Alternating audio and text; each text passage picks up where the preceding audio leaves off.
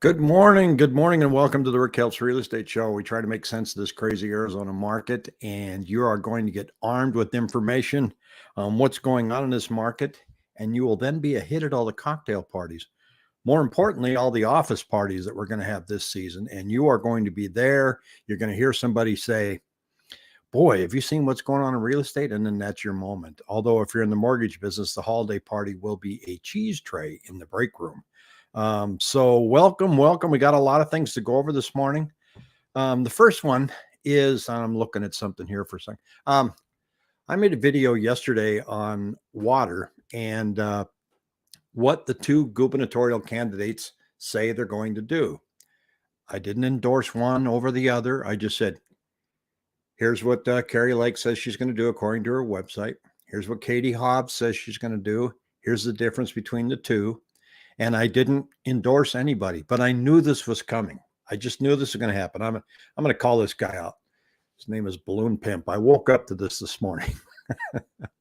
You talk politics and you claim you don't want to talk about it. Okay. It's simple. Vote Lake and you'll drown into businesses leaving Arizona. Grow up. A Arizona fake politician isn't new. Wasn't Lake a Democrat long ago? Hope this is worth it, Rick. It's time to subscribe. Carrie Lake detail is equal to Trump truth. Lake isn't doing shot. Desalinization has been around for 50 years. Bye, Rick. Bye. Have a great time. Okay. I had to respond. I normally don't respond to something like that, but I just said, I think you're way too wound up. I showed both sides with no preference. How can you talk about the water crisis without looking into the two candidates' proposals? Who's going to fix this? Your mother? So, yes, I did show what two politicians say they're going to do about the water crisis so that everybody's informed. And some people just find that to be way too sensitive and they want to argue. They want to argue about Paul. That's what social media does. Let's get into a fight. Have a comment here from Farkas, Arizona. Real estate market rates go up and I lose $25,000 in buying power. Sellers react by lowering condo prices 6 to 14K. From 100% markup over what they paid 5 years ago. That's what's going on. What's going on is prices don't come down as fast as we think they would or hope they would as rates go up. Because remember, people list their home and then they wait to see what the buyers are going to offer them. And then they wait for a while and they didn't get an offer. Then they lower their price. Then they wait some more. And they lower their price. And none of that happens quickly because you'd be surprised how many people just are not aware of what kind of a market we're in right now. And quite honestly, even some real estate agents are not aware of the market that we're in right now. But here's where we're at currently. And the yellow line I track are the 7-day moving averages of homes that went under contract. The blue line is new listings coming on board. And we had this little anomaly, this little spike last weekend of back on the market by about 200 or 300 homes. And that went away. So I'm seeing a much lower number of homes being listed and a much lower number of homes going under contract. This is down to like 2,300 here. It's really, really, really low. And so that's what's going on out there in the market right now. And Sean says, could this potentially cause a giant rubber band with buyers sitting on their hands until the dam breaks? It is, but it depends on if and when the dam breaks. We're seeing interest rates today sitting at 7.12%, climbing up again. We're sitting down at a low of 2,300 as far as homes going under contract. You just have to shake your head and say, how much lower is it going to go? I heard a radio show yesterday, and again, they were saying, get a 2-1 arm. Don't worry. The guy literally said, by the first quarter or second quarter of next year, we will see 4% mortgages again. Okay. I wouldn't bet the farm on it. I wouldn't bet my house payment on it. I'd rather know exactly what my payment's going to be over the long term. I'm okay with the 7-year arm. If I get a decent rate now and then it's not going to reset for 7 years, but I wouldn't rely on anybody telling me that next year is going to be 4%. There's just too much volatility out there right now and way too much good news. And what I mean by good news is, we had the unemployment report come out and rates aren't going to go down until the economy starts showing cracks in the armor. So we need bad news to show up for rates to go down, and unemployment is still really low. And so the bond market's saying, well, yeah, it looks to me like they're not going to loosen up anytime soon. And then you've got the other side of it, where the United Nations is telling the central banks that they need to start loosening up because they're making our dollar too strong and it's hurting emerging economies. So it's a mess. It's a bowl of soup out there. And here we've got, let's see, I'll kind of arrange this a little differently here. This is contract ratios, and the ratio of homes listed versus those going under contract. And take a look at this. We went from September of a contract ratio of 45.2 to 36.5 right now, which is about as low as we've ever been. I can go back here and there's 37.8, and that's in 2019. I don't know what was going on there. And then we're at 41.8 back in 2017. So that's a pretty low number, but that's what's going on. But that's what we expected. The last quarter of this year with real estate is going to be very, very bleak.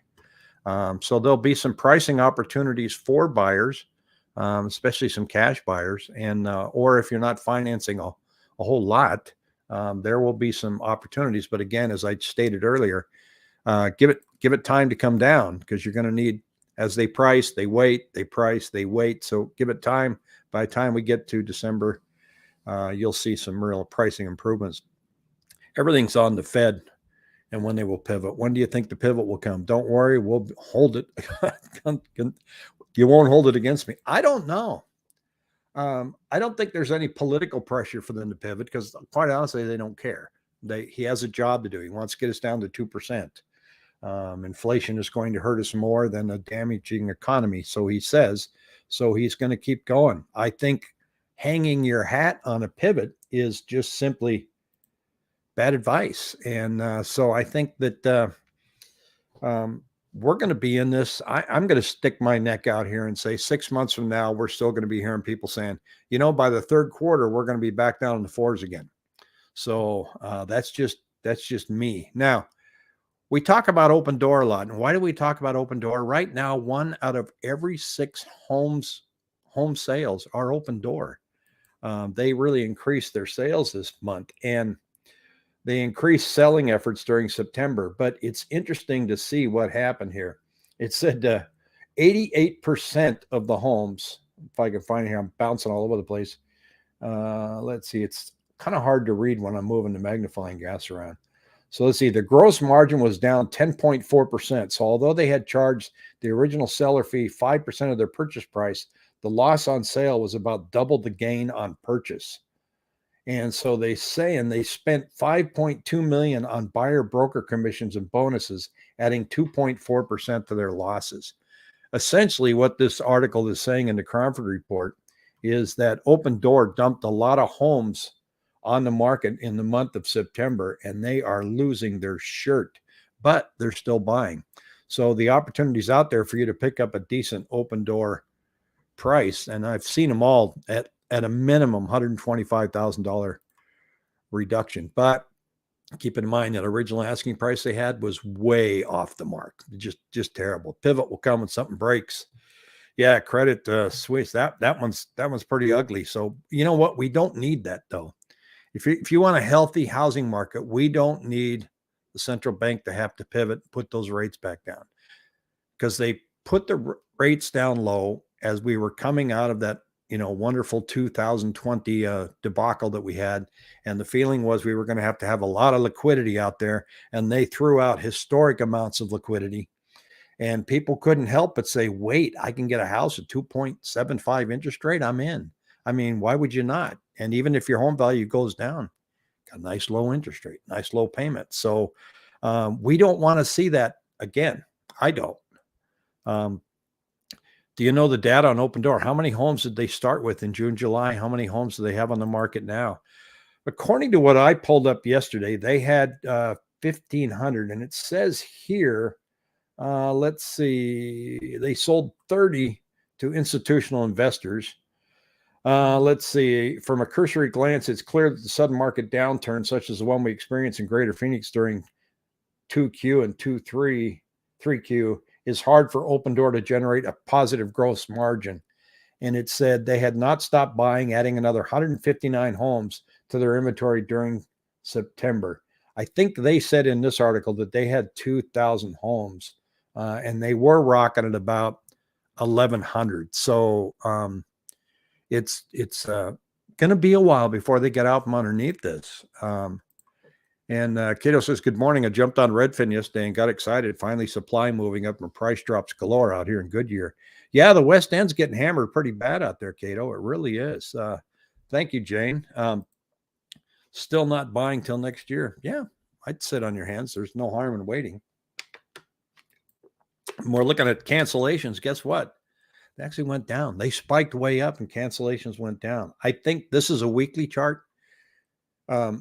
Most listing agreements, agents write them to expire at the end of the next month. So it's expected to see that cancellations come down this week or just last week, but we get to the end of October, they're going to go down. They're going to spike up again, and so will expireds. So those just magically move around like that. But here's the funny one. This is the Cromford Demand and Index. And I pointed out before that, back here during the big crisis that we had, this was supply way up here as an index, and this was demand. So they're coming together here and they're meeting, but they're not crossing yet, which makes sense. Nobody wants to get too close to each other nowadays, but they're not converging and crossing to where we get this gap again. Because, the more that gap grows, then the lower prices will be. But having said that, when I track on the 7-day moving average here that I look at, this gap is what I follow, and it's running about 2,500 homes. That puts enormous pricing pressure on compared to where if you go way over here before May, there was no gap. We were putting homes on, they were scooping them up, putting them on, scooping them up. So the gap may not be showing in that index, but I'm seeing it on a daily basis here. And trending topics, I agree. I wouldn't want rates at 0 to 3, but 7 to 10 is also not healthy. No, it's not. Do you think 3 to 7 is that sweet spot for rates, or do not care at all? If you don't care, can you please explain? Well, what I care that the housing prices are out of reach for many, many people. I also see an increase in people that are coming to my website and looking at homes. So there is a huge number of buyers out there that are waiting. And they're waiting for the right payment. So somebody commented the other day, I'm waiting for a 30% drop. And my question was 30% from where? From 2021, from 2020, or from the high in May? Just blurting out a number of 30% sounds good, but from where? So I want to see a slower market where our pricing acceleration goes up 3 to 4% on an annual basis, and that housing becomes affordable. Bidding prices don't show up again, bidding wars. And that's going to take an interest rate that's going to hover around 6%, with prices coming down about 20% from their 2021 level. That's just my opinion. So that's what I would like to see, because it'd be a more balanced market. I'm looking to pick up a third home in Arizona and 2 for business. Well, your opportunity is showing up. Any price reductions yet in Scottsdale and Cave Creek? Not as much as we see out in the outlying areas, but I expect you'll see more as you get to Q3 and Q4. I don't have it pulled up in front of me here. I can take a look at it maybe this week. Frank says a 4 to 5% rate's a sweet spot. It is. We'll see. It's a sweet spot at today's pricing. 6% could be a sweet spot if pricing is lower across the board, and it could take us a couple of years to get there. We could be in this for the long haul. I'm in Scottsdale. We were right at 1 million earlier this year. Now we got a guy sitting at 825 for over 60 days. It's coming down here as well, but probably not as bad as others. Location. Well, Michael, there's your answer. It's tough. The challenge right now is kind of a double-edged sword. You're trying to sell at a time when interest rates are going up. And October is normally a great time to list because people want to sell before the end of the year, but the rates are prohibiting that. And even if rates for good, November, December just are not good. They're not good to make November, December a great selling month. 4 to 500,000 selling well below well, but 500,000 houses are struggling. Anything below four is doing good. People can afford the rate buy downs on that one. I know we've got an offer that came in on a house that fell apart. I'll have to tell you that story. And her new employer was going to kick in $15,000 to buy down the rate, and the house was 3.25. But what was interesting was he got the offer and said that we had to accept it by noon the next day, and the financing was through Rocket Mortgage, and there was some verbiage on the pre-qualification form that was confusing. So I was trying to get a hold of them to say, I don't understand this. Can you explain this to us? We need clarification what you have here before we move forward. Called the agent in the morning, tried to talk to him while his dog was barking. It was hard to have a conversation. I said, can you reach out to your lender? Well, the lender took Friday off. Now here I'm supposed to accept this by noon on Saturday. So he says, well, go talk to Aaron. So I talked to Aaron. He goes, I don't know anything about that file. Let me look it up and I'll get back to you. Great to talk to you. Never heard from him. Called him again. Sent him 2 voicemails. Gave the agent a voicemail as it went straight to voicemail. And then I sent him a text, no answer. Finally, that night, he goes, sorry, I'm out of town. Now, I go out of town a lot. My phone still works. I'm out of town. Oh, by the way, buyer accepted a counteroffer on another home.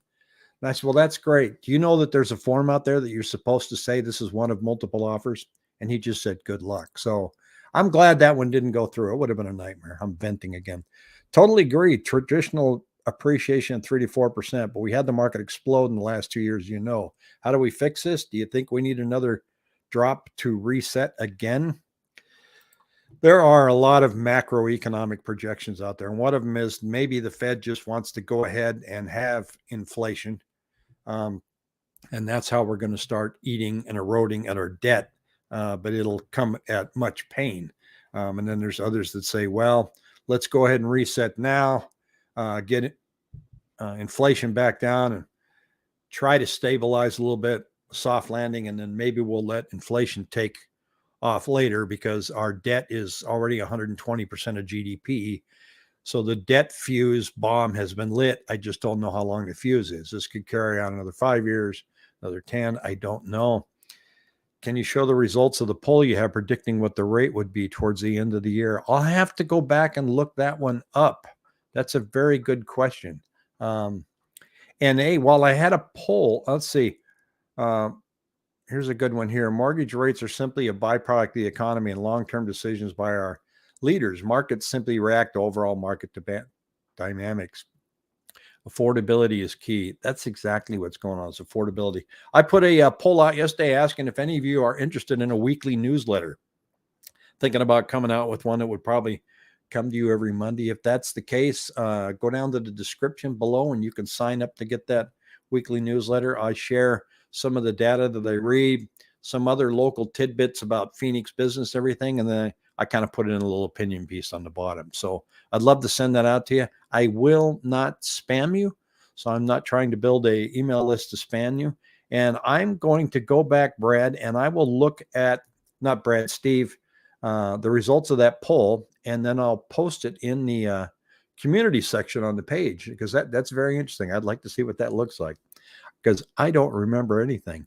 And going back to the guy that said that he unsubscribed to me, and I look on this thing called Social Blade, which ranks YouTube channels. And according to them, in 5 years, I will have 247,000 subscribers. So I probably won't remember that you unsubscribed. But then again, 5 years from now, I probably won't remember anything because I'll be 72.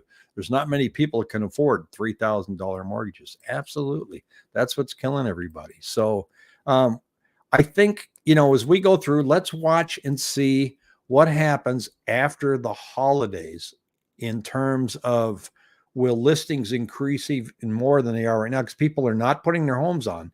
Listings are over 20,000 right now simply because they're not selling. So will that dynamic change? And will the level of buyers start to climb up at all? Because from January to March, we start seeing more buying activity coming, especially as we get closer to spring. And then we've got the Super Bowl. Super Bowl is not going to affect real estate. Nobody flies out here, watches a game and go, oh, that place is cool. I'm going to buy a house. But everybody's hanging on to their Airbnbs for Super Bowl. They're going to dump them after that. I don't know how people in California can afford a mortgage. I really don't. I don't know how people, their income is way higher. I can tell you that. My son would like to buy, but he can't afford it. He's an animator. They don't pay those guys that much. But I love his work. Anyway, everybody have a fantastic Monday and enjoy the rest of the week. The weather's supposed to be improving towards the end of the week. And next week, we're going to be back in the 80s. One more comment here, and then I got to go. Any thoughts on how this could affect rentals? Low house sales and rents go up, but inflation and unemployment will push them down. Inflation and unemployment will push them down, but we're not seeing that unemployment dynamic yet. So I think there's a hope and a prayer out there for some of that. We're seeing rental prices start to come down a little bit, but not enough yet to everybody to go yay. That's going to probably have to go well into next year as the new projects get completed. What do you think of the Airbnb issue? Never had an issue, but I know people who hate them. Do you think cities will start banning them? They're not banning them. What they're doing is they're making them sign up and register and make sure that they have contact information to where if there's a complaint that they know who to call. And if you're not signed up correctly, there's a $1,500 fine. You get 3 of those complaints, 3 of those fines, they pull your permit to have an Airbnb. That's happening in Scottsdale, and that's happening in Sedona aggressively, but it's now statewide. They just passed that 2 weeks ago. So there will be some regulation pressure, but not out and out banning. So, thanks, Brad. I appreciate you watching. Ron, Pam, Scott, easy real estate agent and apartment locator. Ooh, I don't know. People from the East for the Super Bowl may come here and see how beautiful it is and want to buy. They might, but I think they know how beautiful it is out here that time of year anyway. Although the last Super Bowl we had here, it was 49 degrees and raining. So again, you never know. Sorry for my 1 million questions. Hey, no, I love the questions. That's why I like doing live. So I don't do it every day, but I try to do it twice a week, Monday at 8:30 if I'm around, and Friday at 3 o'clock. And I'll be on Friday with Mr. Pat. And Pat cold calling. Yes, he might be cold calling you, Terry. So everybody, again, have a great day. Thanks for tuning in. Take care.